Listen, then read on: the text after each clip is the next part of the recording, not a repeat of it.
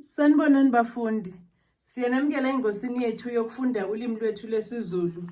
Siyaqhubeka nokufunda incwadi Amanyala enyoka ebhalwe nguMandla Dlovu. Namhlanje sifunda isahluko sesithathu. Ikamelo likaPet noSindi laliseyisigcawu senkantolo ngesikhathi kungqongqozwa ngesikhulu isankahlu esicabheni sendlu yokuphumula. Babhekana bobabili kodwa izindlebe zabo zazilokhu zicijile zicosha okwenzeka esicabheni phandle. Akuzwakali yini ukuthi sithi akuvulwe lapha? Iphimbo lowesilisa limpongoloza ngaphandle.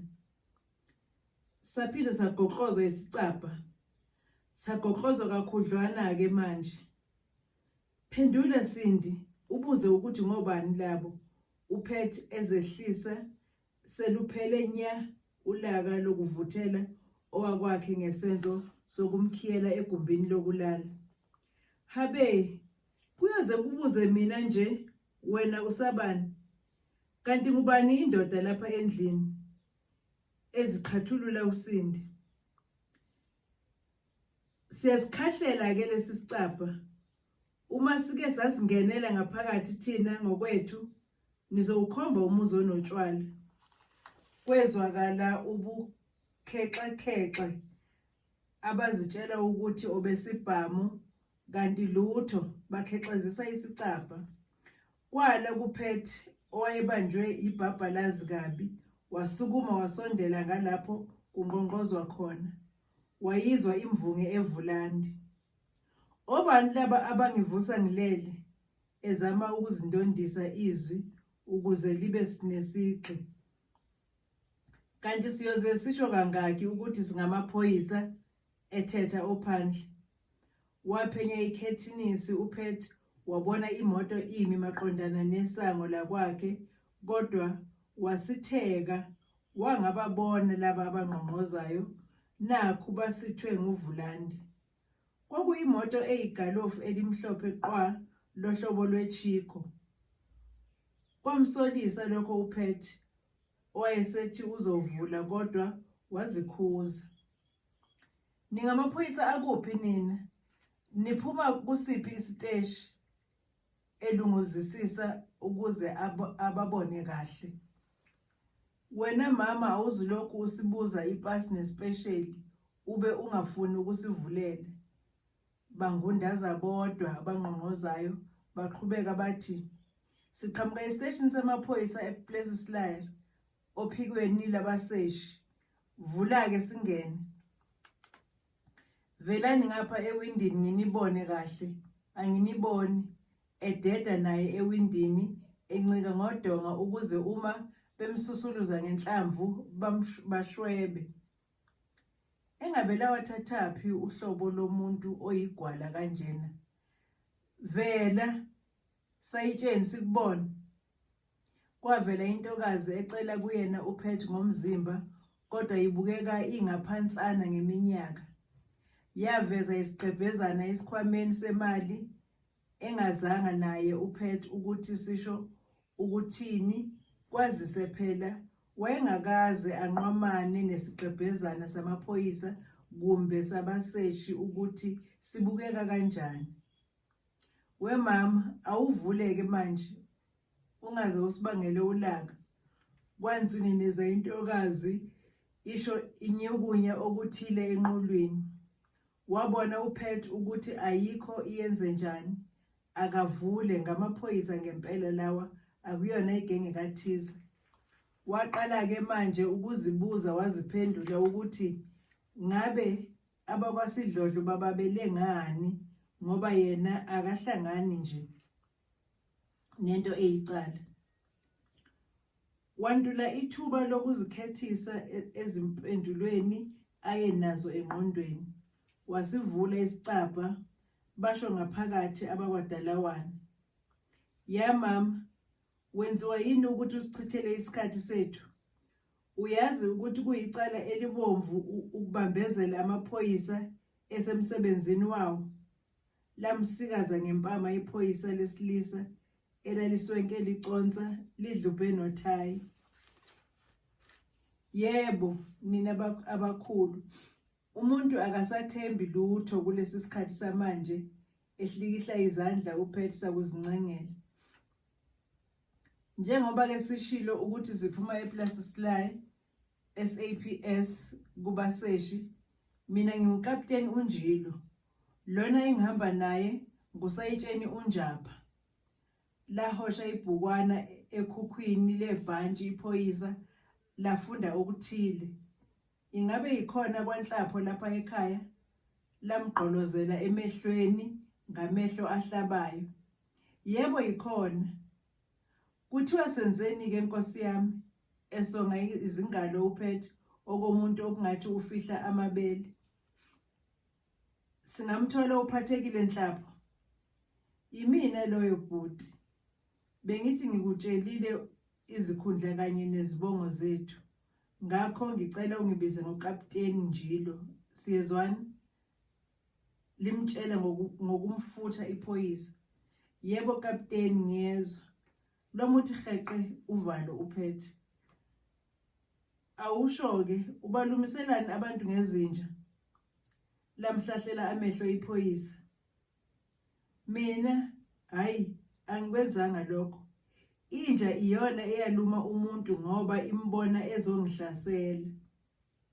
Musa uqamba amanga ngoba lokho kuzokwandisela amacala obhekene nawo, uyezwa? Wavuma ngekhanda uphethe. Laqhubeka iphoyisa lathi, wena wonakele kabi.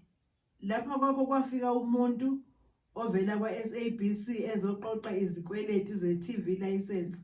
Wena wamsasazela ngezinja. Uyakuphika lokho? Lamjamela iphoyisa. Wayengaphumi kwa-SABC, wayezoshela umngami. Abukana amaphoyisa, wangenelela uSayitsheni wathi, unomkakho wena? Unomkakho umthathaphi?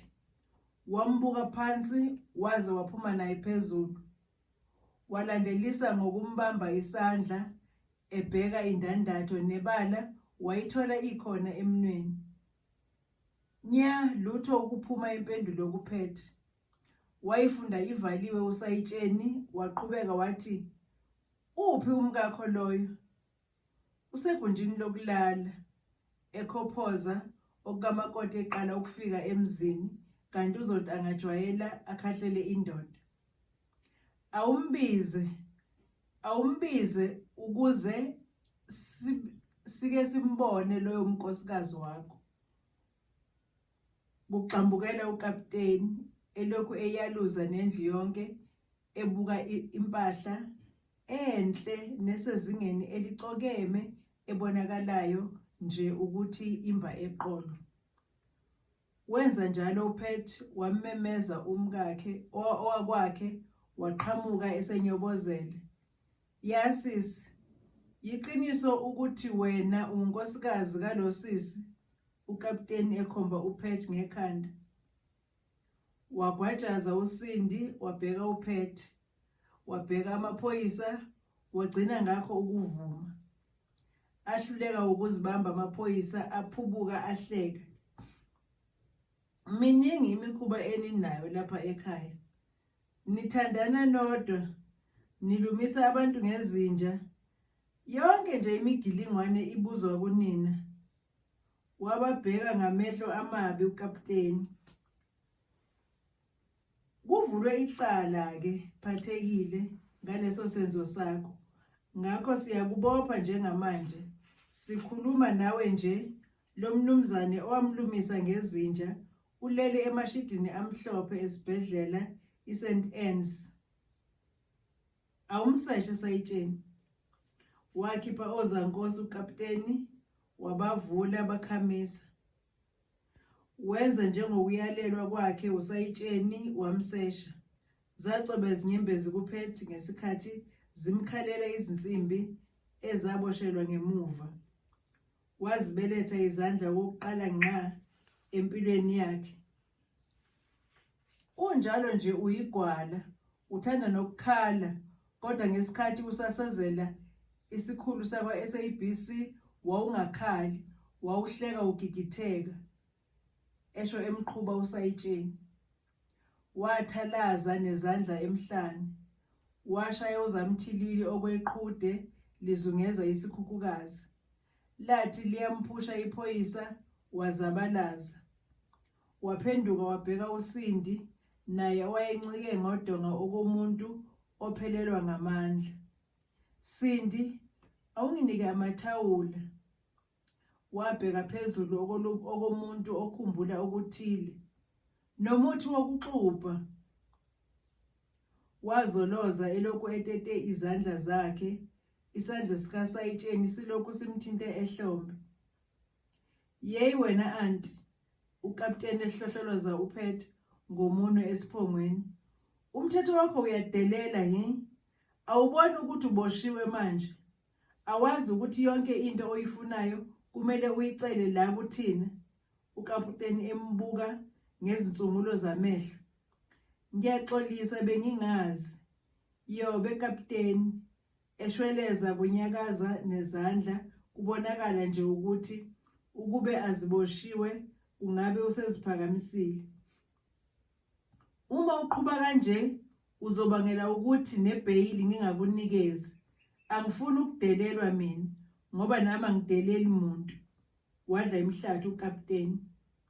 Kwathula endlini okungathi isenkantolo kulindwe ijaji ligwebe isigilamkhuba. Usindi wabheka uPhethe owamncisha amehlo. Waphinda wabheka amaphoyisa, wawathola emjamele ngqo emehlweni wakhophoza. Ngingazithatha izinto azicelile, Usindi ebhekise kukapteni. Zithathe ngokusheshsha, asinazo isikhathi sokusinisa amahleza. Ukapteni ejejemuza uSindi. Akapholisanga maseko uSindi, wasithela ngekhona esephikelele egunjini lokulala. Mqhube Sayitsheni siye emotweni, izimpahla zakhe lezo zizomthola khona. Kwabe sekuphunywa njalo kubhekwe emotweni. uPhethe wahlohlolozelwa esihlalweni esingemuva. Ukapteni wahlala kwesomshayeli, uSayitsheni wahlala eduze kwakhe. Waqhomoloza yedwa uPhethe ngemuva elokhu etete izandla zakhe. Zamudla izinsimbi ezihlakaleni, wabe sathe uyaqinisela kwanhlanga zimuka nomoya. Wajuluka, wahefuzela okomuntu oqeda ukuqwala igquma. Zazigeleza nje izithukuthuku engakwazi nokuzisula. Wakhushuza into engapheli okomuntu omiswe kabana yizenze kumbe impungulu. Wagunquza nje wena, yini kwenze njani? Ey, yizinsimbi kapteni, ziyangidla. Ngicela ungithambise kancane. Esho egqiha elokhu emfome njalo ebusweni. Usheshile ukukhala. Usazothamba boto wena. Le ngqondo yakho yokuzenza indoda ngifuna ukuthi iphume igijima. Ngifuna ukukuvalela namanye amadoda ngoba nawe uyindoda. Uyezwa? Wavala umlomo wakhe uPhethe. Waphendula ngokunyonkoloza ukapteni ngeso lengulube ibulawa inkemane. Ngawo loyo mzuzu waqhamuka eselingise isijumbana kucwazi uSindi. Kusengamathawula wonke lawa aseyisijumba esingaka? Ukapteni eziphindiselela ngokunyonkoloza kabi uSindi. Ngisale sengifaka nezinye izintwana ezincane, esho ngamahlonyana uSindi. Lo mqondo wena obhedayo sizowuqeda nya. Ulibala ukufaka imifuqulu la. Imali yebhayili uyifakile yona noma ufuna alale esitokisini? Cha, ebakaza uSindi nokukhefuzela kungamnike nelincane ithuba. Landa imali yebhayili masinyane man. Ufuna umyeni wakho alale esitokisini ebese wena usala wenzani ebusuku? Ukapteni embuka ngamehlo enyoka icasulwe ukuyinyathelwa iyinkomo. wasuka wathatha amagxathu ambalwa uSindi wamakhimilili, waphenduka wabuza wathi, kube imalini? Hey wena ntombazane, umemeza bani? Sondela lapha eduze uma ufuna impendulo yalowo mbuzwana wakho, emqhweba ngomunwe ongunkomba. Ngempela wasondela uSindi, wathi efika nje wayesemlindele ukapteni, wabhekisa kuye wathi, uyabona wena ntombazane, hlukana nokuphapha. Leli cala lendoda yakho libi kabi. Nginesiqiniseko ukuthi imali angeke ibe ngaphansi kwezinkulungwane ezinti. Waphakamisa iminwe emihlanu. Lo muntu olunywe izinja ukhale ngokuthi ulahleke nemali ekade eyiqoqile ngenkathi elunywa izinja zakho. Konje uthe imalini elahlekile esayitsheni? Wabhekabheka amaphepha ashwabene usayitsheni, waphetha ngokugagula 10,000 zamarandi. Wancinciza ukapteni, wabe esegcizelela ukuthi kungaleso zizathu-ke ukuthi ibhayili imbe eqolo. Uphethu wayalela uSindi ukuthi imali uzoyithola esisefeni. Wamtshela nokuthi kumele athathe malini. Wenza kanjalo uSindi, waphindela endlini ngokuphazima kweso. Wabuya nemali ezama ukuyinika ukapteni, wayinqaba, wathi makayishutheke emaphaketheni kuPhethu. Sheshisa mkakhe, sijahile, asikho isikhathi okumele sichithwe, esho edumisa imoto ukapteni. Wenza njengokuyalelwa kwakhe uSindi. Wayigcinca imali emaphaketheni ezimpahla lezo ezazikucwazi, waziphonsa ngewindi. Yaxaxama imoto, wadeda uSindi ebona kahle ukuthi izoze imciphize izinzwane zakhe. Uhambe kahle Phethu, ebhekise kwakhe ephakamisa isandla. Konje uma ngifuna ukumvakashela ngizomthola kuphi, kuliphi ijele? Ebhekise kumshayeli wemoto uSindi. Uzomthola ejele elikhulu kunawo wonke Mgungundlovu, ukapteni esho ngokumfutha. Yakhala amaphepha imoto, wasala ethalaza uSindi okomuntu eshiywe isitimela. Wayibuka imoto ikhuphuka nomgwaqo uthwala, yaye yayoma phezulu emarobhotini eduze kwesikolo imehlo kaZulu. Emva kwalokho akabange esayibona ngamehlo enyama.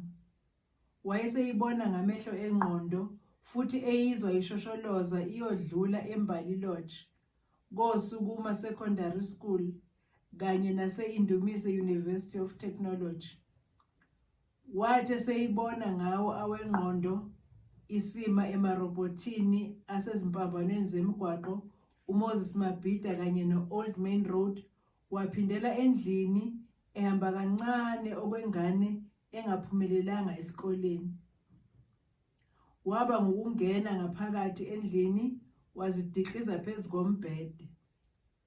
Walala ngesisu ethatha ebuka, akha ebhidliza, engakwazi okumele akwenze nokumele angakwenzi. Nakuba babehlala ngokuqwebhana noPhethu, kodwa iqiniso elimsulwa lalithi wayemkhonzile ekujuleni kwenhliziyo yakhe. Indlela ayemkhonze ngayo yileyo efana nakhonze ngayo udadewabo. Wayengenalo kwanhlobo uthando lwakhe, kodwa wayenothando lwemali yakhe. Nakuba sasesiside isikhathi bazana, nesikhashana behlala ndawonye, kodwa iqiniso lalithi wayengakaze amthande. KuSindi ubudlelwane babo babufana nobabangani noma obezingane zandawonye. Intukuthelo yakhe ngokuphoxwa nguTebogo yiyo eyayimenze ukuthi ashintshe ukuqalaza. Wayengene kule mpilo ngoba enenzondo ngabantu besilisa, hayi ngoba engasophinde abe nothando lwabo. Ngezinsuku zokuqala impilo entsha ayezinikele kuyo wayeyibona izokwazi ukumthoba inhliziyo eyayikhahlamezekile. Sekuphakathi nendima kwahlaluka ukuthi hiya kusinda kwehlela. Kwakuba yisikofu sansuku zonke ukujanyelwa indoda ntombazane mihla namalanga. Nokho wayeziduduza ngokuthi ngelinye ilanga kuyoze kulunge. Kuyena kwakunzima satshe ukushiya izambane likaPondo abuyele ekudleni imbuya ngoti. Impilo ewubukhazikhazi yayibuzwa kuyena. Wayekhomba ngophakathi engaswele lutho selokhu abopha elikasofa silahlane noPhethe. Ngesikhathi entwayiza ngemicabango kwelamathongo uSindi, imoto eyayinoPhethe yayisihambe yaze yafika esiteshini samaphoyisa ePlesislyre. Yaba ngokuma nje egcekeni wehla usayitsheni waphonseka ngesikhathi eShantshi office. Waphoseka ngaphakathi eShantshi office. Basala bobabili uKapteni noPhethe. Kwakubukeka sengathi akekho ozimisele ngokukhulumisa omunye. uPhethe wayelokhu ekhushuza, anabe, afinyele, aqalaze nxa zonke. Konke ayekwenza kwakukhanya bha ukuthi wandulela inkulumo ethile. Nebala uPhethe wayesebone ingqayizivele yethuba ukuze azikhulule emaketangeni ayemkinateli. Kapteni, sengaze ngiye phakathi impela, waphula ulimi uPhethe. Waphendula ikhanda ngokukhulu ukushesha umntanephoyisa. Wajeqeza uPhethe wathatha wathi engabe emjamela ngamehlo ayinxemu nakho usontekile. Ngicela sixoxe bandla sikhulu sami. Ikhona imali Kapteni. Singaxoxa ngizwe ukuthi ngingakuhlekisa ngento engakanani. Ekhuluma sakuhlebeza okomuntu ofuna ukwenza isiqiniseko sokuthi akukhulumayo akuphutshukeli ngaphandle nangengozi. Wamoyizela uKapteni, wabheka phambili, wabe esephendula isibuko ukuze simbonise kahle uPhethe wathi, uyabona-ke, yima ukhuluma-ke manje. Ubuthulile sonke lesi sikhathi, esho emuthi klabe esibukweni ngamehlo athambile. Eyi, benginalolo vadlwana nje, ehleka uPhethe. Sizokhuluma-ke, ungesabi. Hayi ngoba nginesihluku, into ukuthi uma icala selikhona kumele nathi sisebenze noma-ke kuxoxwe njengoba usho nje. Nathi singabantu, hayi ukuthi sijaha ukubopha abantu nje kuphela. Wathi jeqe uKapteni, wabona usayitsheni esebuya ehambela phezulu. Waphenduka uKapteni wabheka ngakuPhethe, walandelisa ngokuthi, shh, thula uthi du, sizobuye sikhulume. Wayesebeke nomunwe emlonyeni ukuze azibonele noPhethe ukuthi kufanele athule kanjani. Okay, sure, esholo phansi uPhethe, emisa isithupha nakuba wayengeke akwazi ukusibona uKapteni. Ngokuphazima kweso wabe sesemotweni usayitsheni. Wagibela kodwa wavela ngewindi ngakumshayeli wathi, kuyabheda lapha Kapteni, kugcwele. Ekhuluma kakhudlwana sengathi wenzela ukuthi noPhethe ezwe. Eyi, kwanzinyana-ke lokho sayitsheni. Kugcwele izitokisi zabesilisa noma zabesifazane, ecisha iso elilodwa uKapteni okomuntu oxhoshwe ngokuthile. Ezabesilisa zigcwele. Hawu, phela ngeke sikwazi ukumfaka nabesifazane lo. Indoda enomkayo Singayifaka kanjani nabantu besifazane? Ngeke kulunge lokho. Enikina ikhanda usayitsheni ephetha ngokumlunguza uPhethe. Wawuhlaba inhlali uPhethe. Wathula ukapteni ebheke phansi. Ngemva kwesikhashana wabheka uzakwabo, wabhekisa kuye wathi, "Kulungile sayitsheni, ake wehle uyozama eNew Prison ukuthi ngeke yini uyithole indawo khona. Mina ngizonyuka ngiyozama le eSefontein Prison." Wazikhuthuza amaphakethe, wabuya nokhiye wemoto, wawunika usayitsheni. "Nanku ukhiye, uma uyithola indawo ungithinte, nami uma ngiyithola ngizokuthinta." Waphinda wacwayiza ngeso elilodwa ukapteni. "Kulungile kapteni, uzozwa ngami. Ngithandazela ukuthi indawo ngiyithole eNew Prison ukuze ezwe kahle ubaba Mbumbulu lo ukuthi kumnandi kanjani ukuhlala namanye amadoda." Bavalelisana. Siphela lapho-ke isahluko sesithathu bafundi. Sizoqhubeka ngokulandelayo sifunde isahluko sesine. Nisale kahle bafundi.